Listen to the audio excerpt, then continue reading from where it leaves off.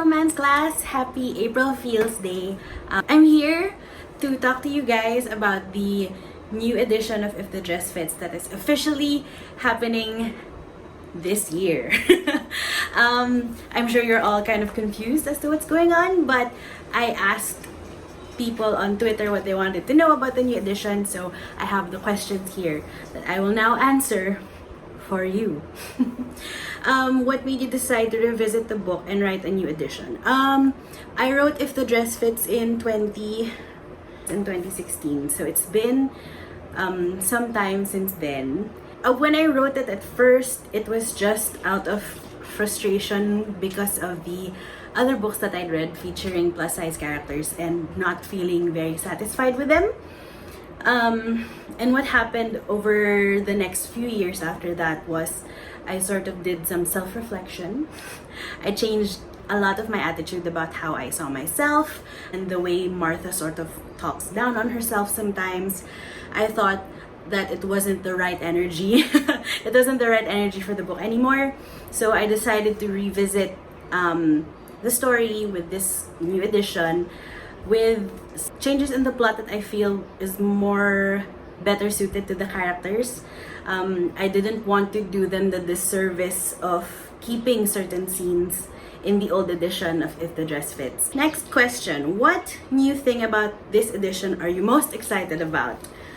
Aside from the cover, char, the thing I'm most excited about is that this edition actually has Max's point of view. So, if you remember, the first edition of If the Dress Fits was a first-person point of view that was just Martha.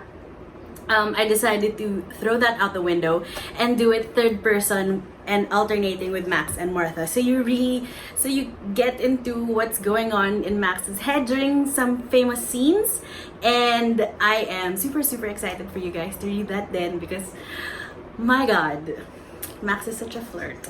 Yeah, so I think that's the biggest change in the book and one I'm most excited about. Release dates, I don't know. Definitely this year. I hope sometime around June or July we can release this new edition. Don't worry guys, it's gonna come out eventually. I will let you know when it's going to happen. When do I get a copy? I don't know. Are all characters the same? Did you add anyone? Yes, the characters are all the same. So all of the members of the Agos family are still there. Max is still going to be there. What I did was I sort of changed up the roles of certain characters. Like for example, Enzo takes a background a bit in this book now. He's not the main rival anymore. There's also a new character I added who's on Max's side. And she might be familiar to some of you, but if you've seen the cover of Making a Scene, so the leading lady there is Olivia Angeles, Max's twin sister. So she's going to be in If the Dress Fits as a character that Max can talk to during his tumultuous emotions for Martha. So yeah, she's going to be there. So she's a new character. How did you survive the shoot? That's a good question. I don't know. I don't even know if I'm still alive, guys. But yes, I mean, it's fine. It's cute naman, di ba? I mean, cute naman kami, di ba? Okay. Any changes to the old scenes? I changed it a little, but not. I tried to stay as close to the original book as I could. But yes, the Dangwa scene is still there, don't worry. But other scenes that changed, not much. I think the big ones are pretty much the same. Oh, no, the one where when Regina and Enzo get engaged and Max and Martha go to the bathroom, I changed that. It was one of those scenes where I wasn't completely comfortable with anymore, so I had to change it, and it's better now, don't worry, there are french fries involved, it's fine. Heat level. I mean, have I ever written anything less than a heat level 3 in these last couple of years? Guys, come on! Believe in me, charot. Okay, mas maraming landian. Yes. I I one of the things that I realized reading If the Dress Fits Again, the old edition, was I wanted more kind of landian between the two of them. I mean, they were pretty malandi already, but I wanted Martha to be more reciprocative. I want Martha to reciprocate more to Max's outward landian, and but still not completely believe him. It's a fine line that I hope I was able to do. So yes, that is all the questions everyone asked me. Basically, this was just me telling my favorite people in the world that the new edition is going to come out soon, and I will be making an announcement for that. Also, in the live reading, I saw, based on the preview, that the live reader is actually going to read a new scene from the book that I hope you guys enjoy, and will give you like a sort of sneak preview as to what's going to happen. And okay, that's it. I hope you're all staying safe. I love you all. I miss you all, and see you. Bye.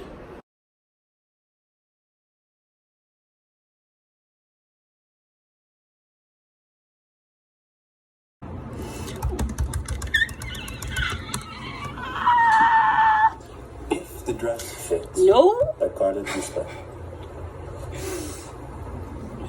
The next morning was a Sunday, and Martha lived for lazy Sundays. She turned over in bed, one bleary eye open. Morning sunlight poured softly into the room, diffused by the curtains she'd purchased especially to achieve this effect. It threw shapes over the sheets, made pretty patterns against the wall opposite her bed. She stretched her arms over her head and twisted a little.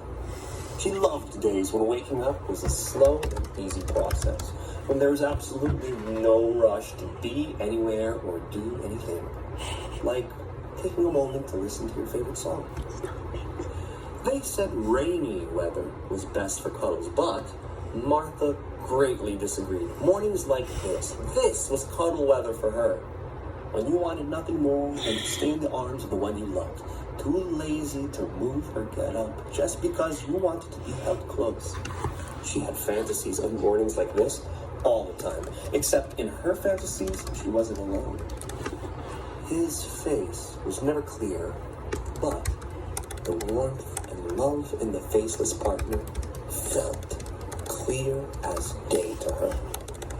They would lie in bed on mornings like this, her head in his chest, his hand on the small of her back, as he spoke to her in deep murmurs. It made her feel sexy and beautiful. Then they would wake up, and that soft morning light would follow them in every part of their imaginary house. Martha would hop up on the kitchen counter and talk to him while he made breakfast. She would wear his ratty Bombay shirt and nurse a cup of coffee in a red mug, just like those commercials she saw when she was a kid. But then, of course, the illusion would shatter, because any shirt of her imaginary boyfriend's that she would wear would have to be 4 sizes too large for him to fit her. She couldn't just hop up on a kitchen counter, and there was no way she could drink coffee without eating first, because acidity is real. Martha sat up, greatly disappointed. The spell broken. And now that she was up, her real Sunday could begin. Sunday was Capra's family day, which meant going to church in the morning, then off to lunch. It was all part of a routine she loved so much. But before any of that could happen, she needed to call someone first. She picked up the phone. As usual, the person on the other side of the call took a few minutes to pick up. A deep, rumbly voice hummed, and Martha's entire body stiffened in surprise. She placed her hand on her chest, remembering her little fantasy, that feeling of safety and warmth, and tried to push it aside. But fantasies were stubborn bastards, and now the man in her fantasies took the face and shape of Max Angeles, her best friend. It wasn't as bad as she thought it was going to be. Max? she asked hesitantly, like she couldn't believe he had managed to produce such a sexy sound without opening his mouth. Yes, gorgeous. He joked, his voice still rough and delicate, the exact same voice Martha was just fantasizing about moments ago. You're back. Morning. So missed you. He must have heard her voice lodge suddenly in her throat because he laughed, the sound slightly muffled. How did he make that sound so warm? All he was waiting for was for Martha to snuggle up under the covers with him. Not that they were going to do that anytime soon, but... Martha, he asked. Clearly he found all of this amusing, and Martha huffed. He was teasing her. Of course he was. I woke you, she said. Sorry. It's never stopped you before, he teased. Why was his voice all low and husky? Was it always like this in the morning, or did she just not notice before? Welcome back, by the way. He didn't reply in my text. Pasalubong po. His American accent was still pretty thick. But Max could converse in Filipino and English easily. He'd once explained to Martha that while Filipino was much better for certain things, punctuating my sentences with charot has changed my life. He was much slower at it, as he had to translate from English in his head. Having grown up in the States, he understood Filipino at home, but hadn't been able to fully speak the language until he moved to Los Baños, then Manila after college. Pasalubong. Pasalubong. Martha snorted, rolling her eyes. Joke lang, I wouldn't forget you. Her words lingered in the air. She didn't usually say things like that to him. Hell, she didn't say things like that to anyone at all. But it had been the truth. Max was part of her life, part of her Sundays, and part of her random days. But her words had lingered in the air a little too long, and she wished to God he would say something, anything in response. Oi, looky, my bed sheet! In the background, she heard a dog barking and the sheets rustling, and she could picture the scene exactly. Max, face down on the bed, while his golden retriever, Wookie, pulled his sheets away, demanding attention from his father. Martha giggled, the tension from the moment dissipating. Good to know that his dog had her back. From her position in bed, Martha reached out to lightly scratch BB's fur, where he was snoozing against her stomach. Your son's awake, Martha joked. Before sunrise, he's your son, Max grumbled. Martha didn't realize until much later that he was actually quoting the Lion King. All right, buddy, I'm up. Don't give me the bed sheet back, please. I'm freezing. Quit complaining and get dressed, Martha told him, grinning. Quit smothering me, he complained. Oh, you love it, she teased. I'll see you at lunch. Always. What culinary delights await me today? We're having lunch at Habag at South Triangle Mall. Please try not to be late. You do not. There is no try. Huh, Martha said thoughtfully. I understood that reference. Then they both laughed before they hung up. If the Dress Fits by Carl de Guzman.